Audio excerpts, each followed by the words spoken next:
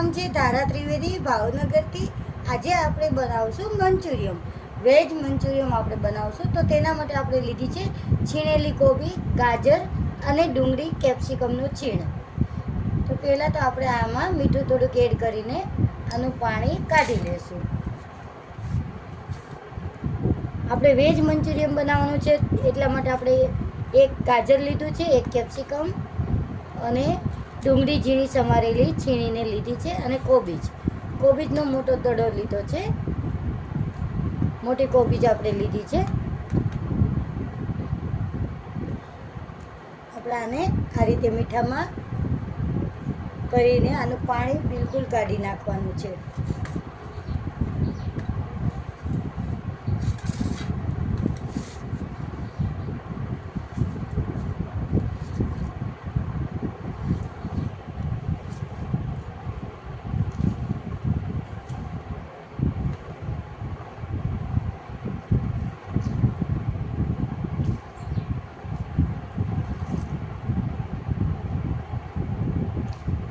આ રીતે આપણે પાણી કાઢી નાખશું અને એક બાજુ લઈ લેશું. ચાલો હવે આપણે આના બોલ બનાવશું. તો આની અંદર પહેલાં આપણે મસાલો કરી લઈશું. 1 ચમચી આપણે લીલું લસણ નાખશું. આપણે લીલું લસણ લીધું છે ઝીણું સમારેલું.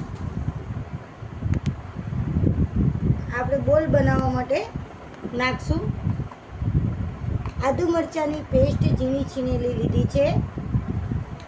થોડીક આપણે અડધી ચમચી એ પણ એડ કરશું. ડાર્ક સોસ છે આપણે.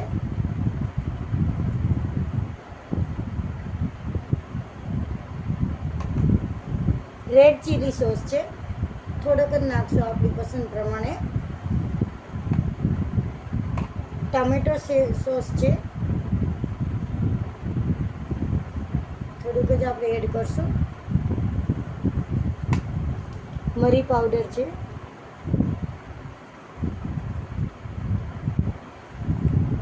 આપણે કોર્નફ્લોર પાવડર, આમાં લોટનો ઉપયોગ બિલકુલ ઓછો કરવાનો છે આપણે, તો જ આપણા બોલ્સ છે એકદમ નરમ બનશે. 2 ચમચી આપણે કોર્નફ્લોર પાવડર લીધો છે અને 2 થી 3 ચમચી આપણે મેંદાનો લોટ લઈશું. આ રીતે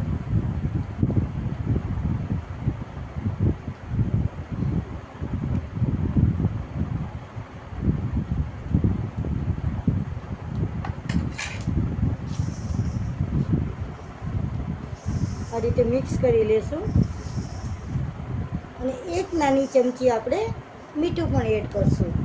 મીઠું બહુ ઓછું નાખવાનું છે બોલ્સમાં, કારણ કે આપણે ઉપર વઘાર કરશું ત્યારે નાખવાનું છે.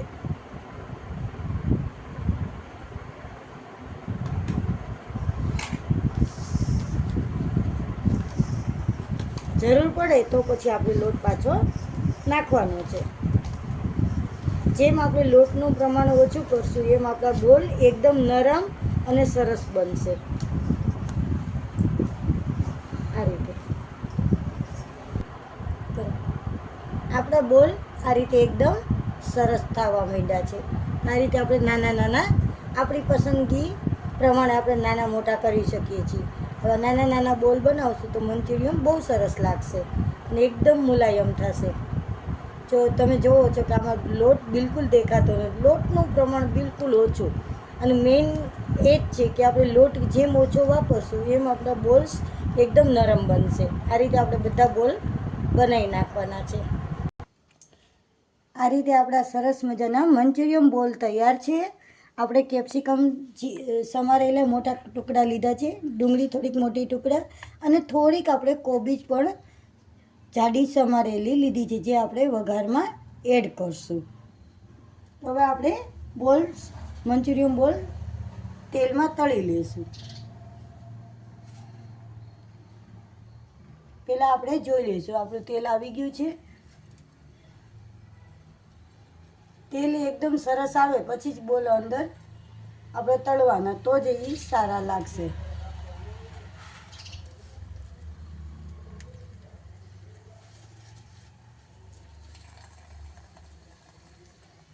આ રીતે મૂકી દેવાના ધીરે ધીરે.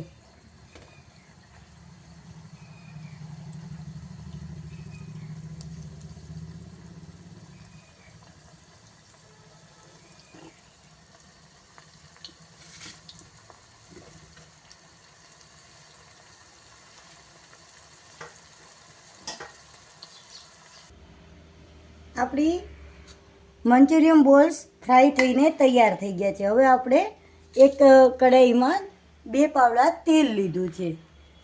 હવે આપણે મંચુરિયન બનાવશું.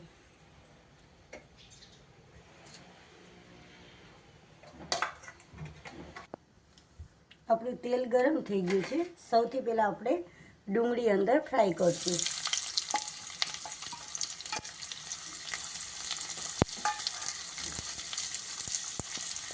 આદુ મરચાંની પેસ્ટ છે એ અંદર આપણે ફ્રાય કરશું.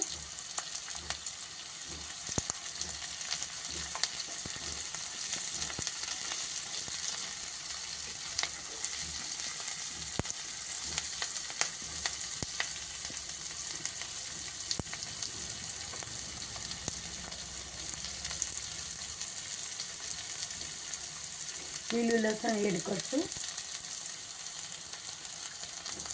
થોડુંક આપણે ઉપરથી નાખવાનું છે એટલે બાકી રાખશું. કેપ્સિકમ અને કોબીજ પણ આપણે એડ કરશું અંદર ફ્રાયમાં. થોડીક મોટા ટુકડા કોબીજ આમાં બહુ સરસ લાગે છે આપણે જ્યારે મંચુરિયન ખાઈએ છીએ.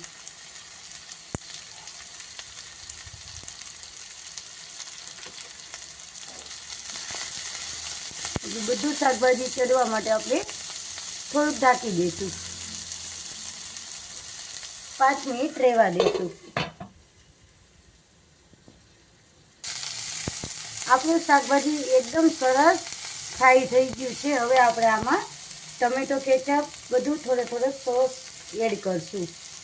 2 ચમચી ટમેટો કેચઅપ નાખશું.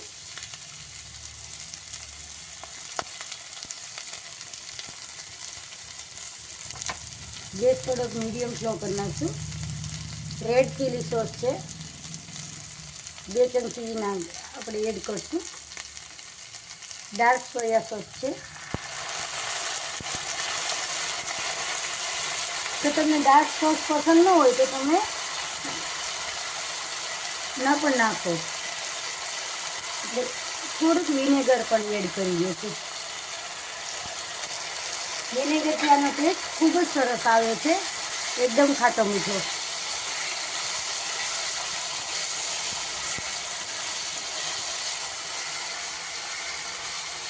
એકદમ સરસ આપણો શાકભાજીનો કલર આવી ગયો છે.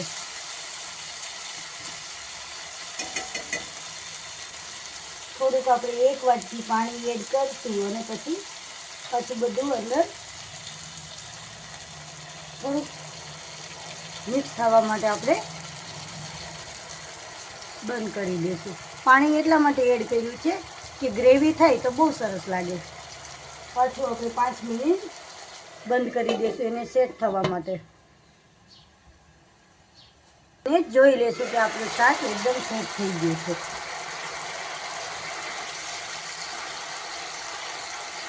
એકદમ સરસ રીતે આપણે બધું શાકભાજી અંદર સેટ થઈ ગયું છે. ગેસ ધીમો કરી નાખશું. થોડોક આપણે મરી પાવડર એડ કરશું જેનો ટેસ્ટ ખૂબ જ સરસ આવે છે આમાં.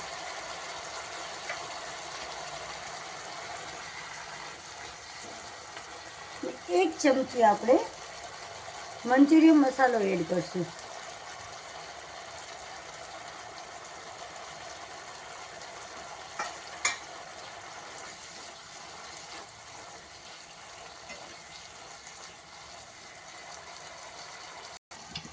હવે આપણે જે મંચુરિયન બોલ્સ ફ્રાય કરીને તૈયાર કર્યા છે આમાં એડ કરી દઈશું.